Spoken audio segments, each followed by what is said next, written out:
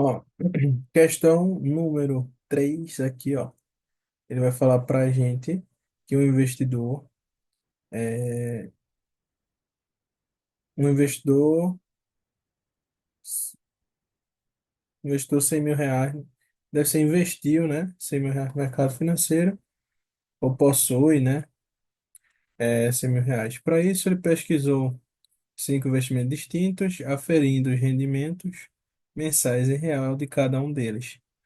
Para decidir em qual aplicar o seu dinheiro, considere também a incidência mensal de impostos de renda, IR, sobre o respectivo rendimento.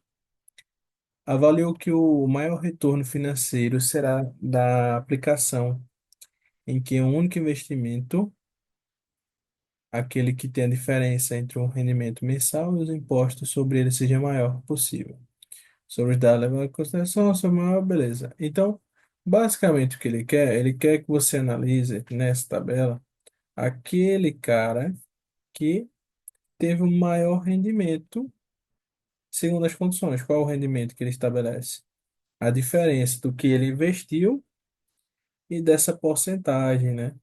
Então, por exemplo, o cara investiu, né? Teve um investimento de 900, né? Então o rendimento dele é 900. Só que desses 900, ele teve que pagar o imposto de 12%. Então percebe comigo o seguinte, como é que eu vou calcular 12%, né? Você pode fazer a regra de 3, né? Então, 12% é o que você quer, o X. 100% vai ser 900, é o que ele tinha, né? Nessa situação que ele rendeu. Só que você pode ser mais prático, né? Você pode pensar que é 900 vezes 12%, né? E 12% é 12 sobre 100. Então, quando a gente diz que é a porcentagem, né?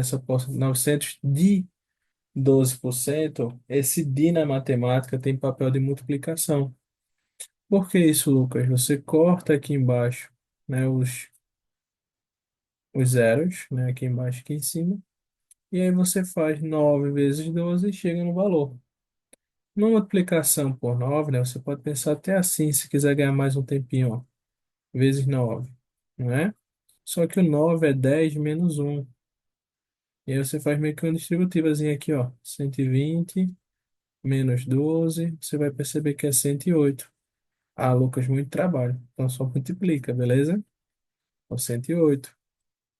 Se ele tinha 900 e teve que pagar de imposto 108, né? O que é que a gente vai perceber? Se fosse 100, seria 800. Tira mais R$ 8, 792. Beleza? Então, eu vou ter que fazer isso para os três rendimentos. Beleza? Então, aqui, ó, você já poderia perceber o seguinte. Se o rendimento dele foi de 792, né, quando a gente fosse analisar, os valores que não estão nesse grupo, né, então, se eu fosse ver aqui, por exemplo, né, 700, quando eu fosse fazer o conto dos 700, não faz sentido eu fazer o cálculo, né, por quê? O valor dos 700, ele vai ter, cadê o, aqui, ó, se é 792 o valor que ele conseguiu, então não faz nem sentido eu calcular dos 700. Por quê, Lucas? Eu não vou ter um desconto desse valor ainda, então eu tenho esse valor e ainda tenho que tirar o imposto. Então o valor vai ficar menor que 700. E o cara, o primeiro, ele já foi maior que 700, então não pode. Pense em ganhar tempo na prova. Mesma coisa por terceiro, veja. O 900, quando tirou o imposto, ele ficou com 792. Quando eu tirasse o imposto do 300, ia ficar muito pouco. Então, mesma ideia aqui pro 500. Então, só pode ser o primeiro ou o último. E aí, como é que eu vou distinguir? Ó? Vamos ver. Eu tenho 1.000. E quanto é que é o imposto dele? Ó? 22%. Então, vezes 22 sobre 100. Corta aqui, corta aqui, corta aqui, corta aqui. Ficou 10 vezes 22, 280. 1.000 menos 280 Opa, é menos 220, né?